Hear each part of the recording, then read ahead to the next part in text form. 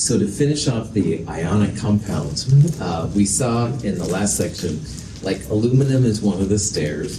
Aluminum is always +3. And if you were going to combine it with fluorine, fluorine is a nonmetal in group 7, 7 minus 8. Fluorine as fluoride, always -1.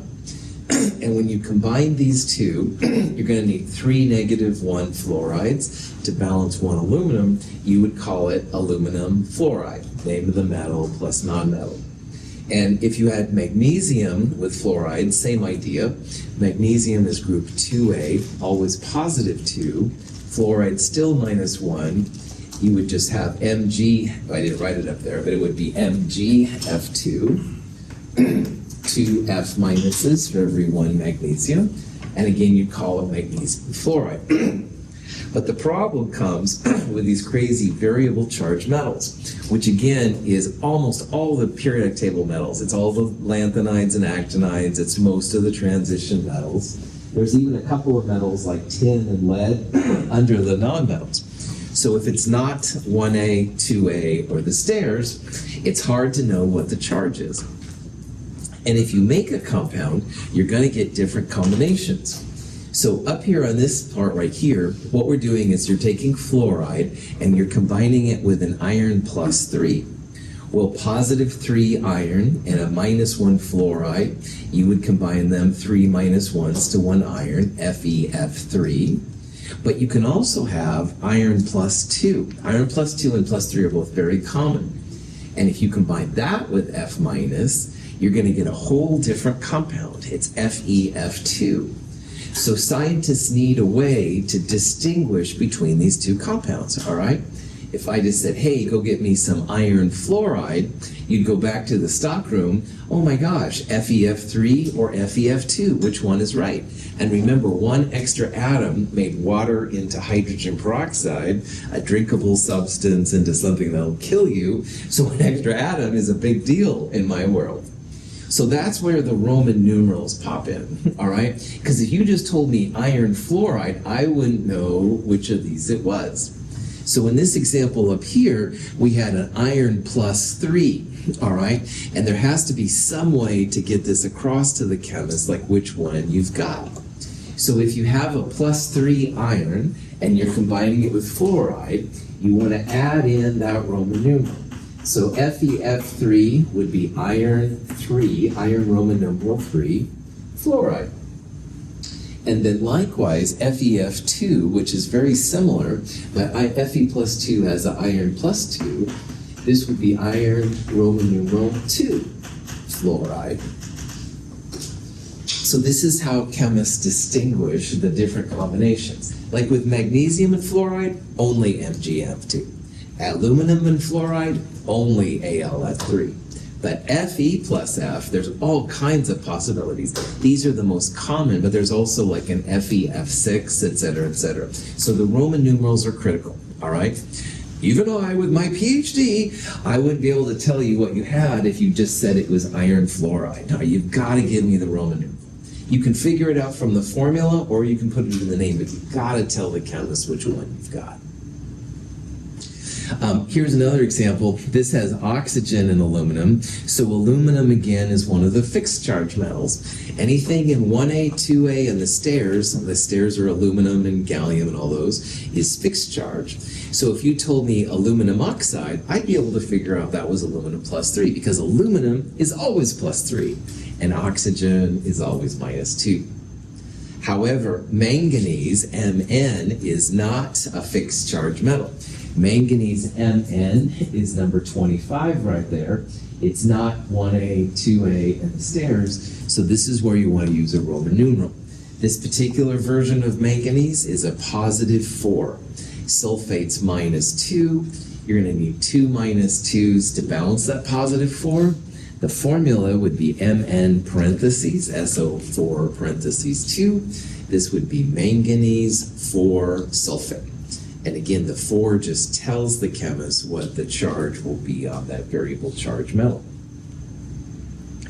Ammonium chloride is another kind of wild one. Ammonium is a polyatomic ion. Ammonium, like all the polyatomic ions, has a fixed charge. So ammonium chloride would be just NH4Cl. So the punchline I'm trying to get across here is that when it comes to charges, you've got to know what the positive or negative charge is. The nonmetals are usually pretty easy. They're just group number -8. And honestly, the polyatomic ions are easy. They're annoying to learn, but they are pretty easy because they're fixed charge. But when it comes to the metals, it's 1A, 2A, and the stairs. Those are the only ones you know. And all the other metals, that's where the Roman numeral is going to be really important. Questions? Okay. So everything we've looked at so far has had a positive and a negative coming together. And these are very strong bonds. And it's interesting because you'd think that the stronger the bond, the more common they would be. And they are common. But what's even more common, and honestly more important to us, are what's called covalent compounds. And covalent compounds, all the electrons are shared. Covalent compounds are more flexible, and they're not as strong. But actually, that's good for life, because life has a constant turnaround of chemicals and foods and drinks and different things going through blood and stuff like that. And you don't want super strong bonds all the time, because those would be harder to break, not very good for life forms.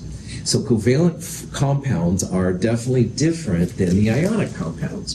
And to differentiate them as a chemist, we use Greek prefixes to tell when you have a nonmetal plus nonmetal covalent compound going on. Now, Greek prefixes are things we'll use off and on throughout this course. 1 is mono, 2 is di, 3 is tri, stuff like that. So let's look at some examples.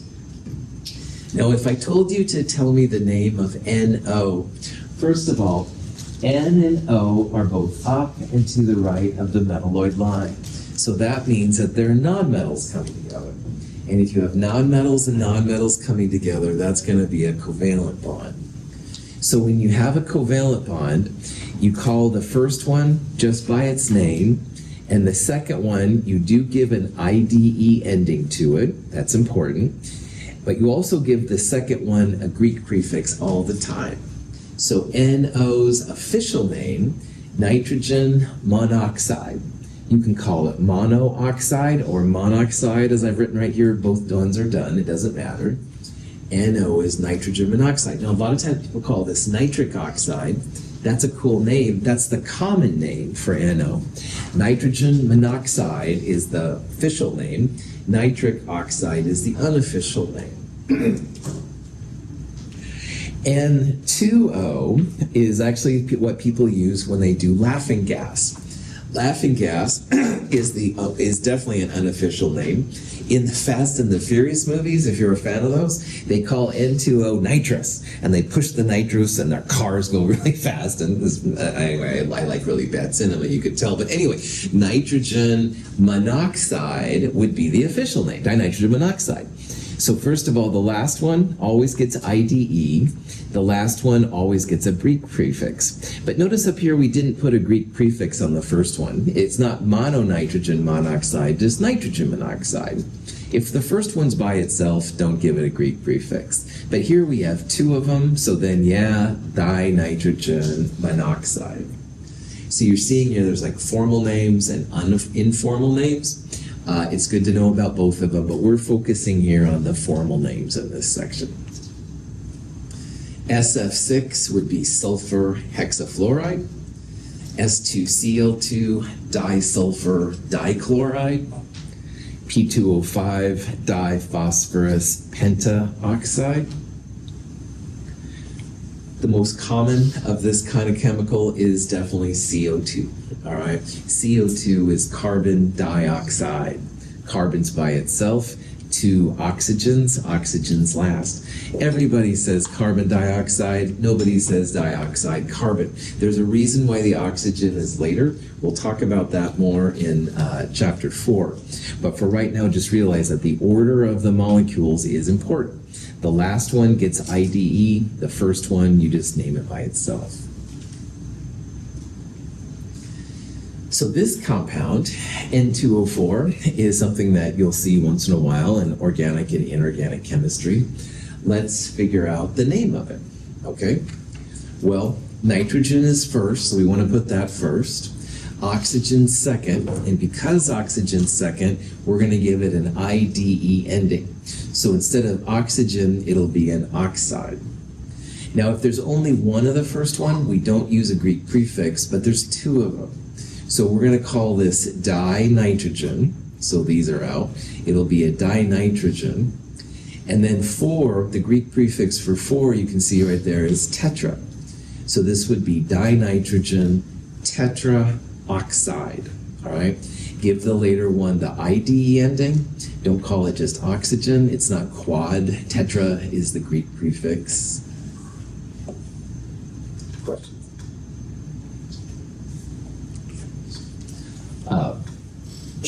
Another famous, maybe even more famous than CO2, is, of course, water, H2O, all right? Now, honestly, everybody calls it water, all right?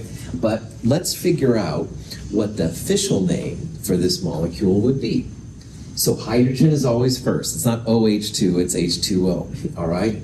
There's more than one. So what are we going to put for the hydrogen part? Is it just hydrogen, or will we put dihydrogen? Well done. 2 of them, so it'll be dihydrogen. Second one always gets an ID ending, and it also gets a Greek prefix. So what will we use for the nitrogen in this name? Sorry? Monoxide. Well done. So nerdy chemists, and you can count yourself or not, depending on how you feel about that, the official name for water, dihydrogen monoxide. Nobody calls it that except for nerdy chemists. However, the reason I'm bringing this up, there's a website. I'll send you the URL. I think it's bandhmo.org. I may have to send you the official one. It might be just dhmo.org. And a lot of people go to city councils and town halls talking about the horrors of this DHMO compound. And it causes lots of people to die every year, drowning. It causes lots of pollution to be done. Yeah, water brings it down. DHMO, dihydrogen monoxide, is water. And people have pulled this trick on governments. I find it bad humor in terms of chemistry. So I want you to all be my chemical ambassadors now. If someone starts saying, oh, DHMO is bad. No, it's water, man. And it started as a chemistry joke. It's gone a little too far now. But you all know now. You can be my ambassadors. Too much disinformation these days anyway. But anyway, Prof. back on, this is not a political class, but if you see that now, DHMO is water, it's just water. They'll say, oh yeah, it causes deaths. Yeah, people drown. Causes pollution. It brings it down like everything else. It's something that we deal with. Prof. back on, I think it fell off there, bro. Any questions on that? All right. Acids, we're going to talk more in the nomenclature lab. Acids are a great source of energy in chemistry. Chemists are supposed to list the hydrogen first if it's an acid. So instead of seeing something like, say, CH4 or CH3OH, the acids literally have the hydrogen first. Now this isn't universal, but it's more often than not. So notice here under name of the acid, all of these have an H first, all right? That's the way that you're supposed to tell if it's an acid. Now, acids, though, to really give the energy off, they have to be dissolved in water. Now, we're going to see at the end of Chem 221, things dissolved in water have an AQ next to them. So if you take HF, which by itself is hydrogen fluoride, and you add it to water, that makes the very scary hydrofluoric acid. On the other hand, HCl is hydrochloric acid. It's HCl in water. One time in a lab, a person thought it would be funny, and they opened up this valve on HCl gas, hydrogen chloric gas, and it went up my nose. They thought, ha ha ha, it's so funny, and it's not an acid. Oh, but dumb, eh? Our bodies are filled with water, right? And in my nose, there was water. So, oh, no, that stung, man. I was so mad at him. But anyway, neither here nor there. And I've gone through lots of therapy now. No, seriously, just don't be blowing around that hydrogen chloride, because when it reacts with water, yeah, that's when it's going to burn. Hydrochloric acid on your skin is not good. And this person thought, oh, yeah, it's just a gas. It won't do anything. Anyway, acids are only acids if they're in water. That's the punchline. So anyway, these are officially the acids. These would be officially not acids, but there's so much water on the earth, it's easy to make it acidic. Be careful. Now, acids are acids because the H plus in water is kicked off, and we'll talk more about this in the future, but the acid's a source of energy. On the other hand, there's also what they call a base. Now, if you've ever seen in Chinese spirituality the yin-yang symbol, it's like a circle that's half black and half white, and in the white part there's a little black circle, and the black circle has a little white. If you knew, cool. If you don't worry about it. Acids and bases are kind of like yin-yang in that symbol. It's amazing how this works, and we'll talk about this more later. But right now, all you need to worry about is that a base is also a source of energy. And a base is a metal hydroxide in water. Now, hydroxide is OH minus. It's one of the polyatomic ions we talked about. Sodium hydroxide, which comes in little tablets, pure Drano, by the way. Sodium hydroxide in water, the sodium breaks off, and that hydroxide is the part that makes a base. And they're pretty powerful. There's lots of different bases, but you can recognize it. It's going to be a metal with a nonmetal. So sodium, potassium, lithium, stuff like that, those are all metals. If you don't have a metal, it's not a base. So for example, CH3OH is a compound called methanol. Methanol is a type of an alcohol. We'll talk about those more later. This OH is not with a metal. All right, carbon, hydrogen, those are all nonmetals. This is not a base. To be a base, you have to have a metal with it. And if you have a metal with it, lots of power. When the hydrated compound, copper sulfate pentahydrate, is heated, the water molecules associated with the ionic solid are driven off, leaving copper sulfate with no associated waters. This compound is called anhydrous copper sulfate. A hydrated compound is something we'll talk about in a later lab. And a hydrated compound is a metal-nonmetal compound with waters that stick to it. And when the waters stick to it, it usually makes a really neat color. So like in this little video, it's kind of this intense blue color. However, as you heat these up, the water is liberated as gas and it goes away. The compound that's left, the anhydrous version, is usually pretty dull looking by comparison. We'll talk about these more in lab, in a future lab. But the waters of hydration are literally waters that stick to the metal compound. And we'll talk about that. But the colors are pretty cool. I put here beautiful. Of course, that's subjective, but I think they're beautiful anyway. Anyway, to name them, pretty chill. It's the name of the compound plus Greek prefix hydrate. So CuSO4 is a copper plus 2, SO4 2 minus is sulfate. So CuSO4 is copper 2 sulfate. If it has 5 waters, pentahydrate. This is magnesium sulfate. Magnesium sulfate with 7 hepta waters would be magnesium sulfate heptahydrate. Here's nickel 2 chloride hexahydrate. If you have a compound without the waters, they're referred to as anhydrous, which means without water. That would be copper 2 sulfate, just by itself. Okay, questions? All right, and at this point, you're like, oh boy, nomenclature is so important. It is. So here's a really old poem that I dug up. I couldn't believe it when I found this. But anyway, I'll explain it more here in a little bit. Auntie Jane fed baby Nell what she thought was calomel. What the baby really ate, corrosive sublimate. Not much difference, I confess, just 1 chlorine more and 1 baby less. Now here's the thing. Calomel and corrosive sublimate have a mercury and chlorine in them, all right? And as I understand, HgCl, calomel, is used for dysentery. So if your baby's born, that helps out. If you, though, have the other version with 2 Cls, corrosive sublimate, it's a poison, it's bad news. It'll really mess up your baby. So again, 1 extra atom, huge difference, right? Bad news. My girl Brenda Song, we're doing our thing, yeah! Brought to you by H2O, baby! The coolest drink on the planet! Whoa! Fuck H2O! What did I H2O to? The sea for water, part 2! You thought the original was great. Wait till you get the molecular sequel.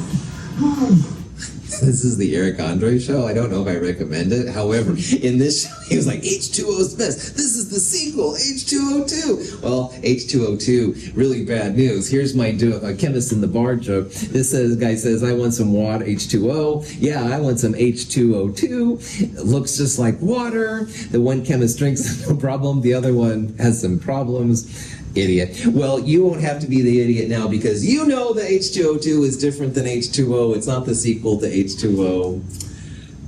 Any questions on any of that? Thank you for being here. That's it for today. We finished the crazy chapter 3.